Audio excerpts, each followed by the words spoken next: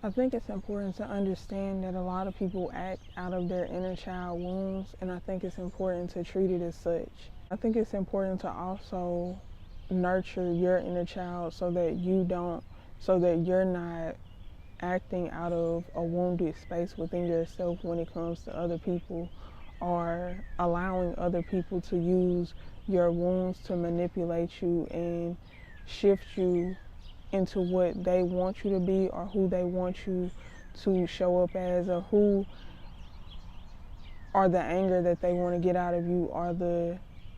trigger response that they want to get out of you by doing reactive abuse, or whatever the case may be. I think it's important to have patience with other people and understanding that life is life sometimes, and life is ups and downs, and it's important to have compassion for others, but also have compassion for yourself, and also be in a space to where you're not allowing every little thing to take away your attention, which is a part of your power. And I think it's important to understand that not everybody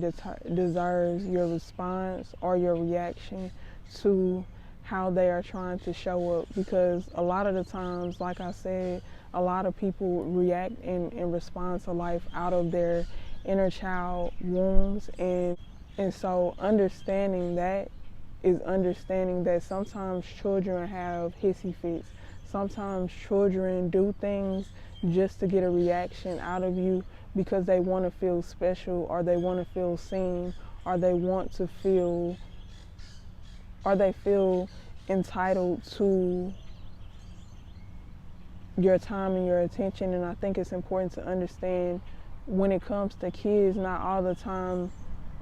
do they need your time and attention. You have to teach them how to self-regulate as well. And I think it's important to understand that when it comes to adults living in their traumas and living in their wounds as well,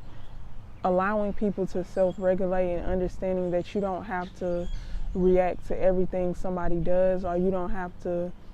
help them move through their emotions for you, especially when their emotions are being triggered just because you are shining your light or you are being authentic to yourself. I think it's important to understand and have discernment on what that other person or what that situation is trying to bring out of you, and why they're trying to bring it out of you as well.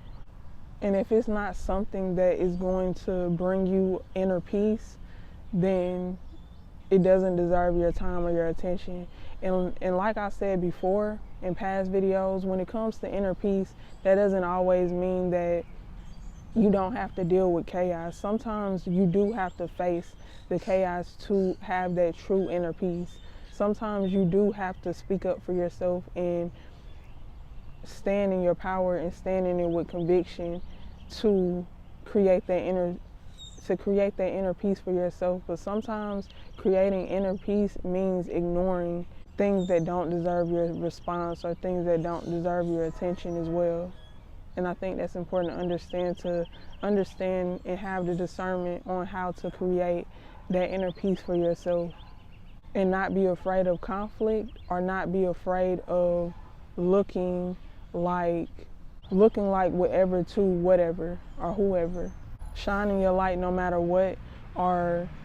standing your truth and choosing peace no matter what that looks like to other people as well.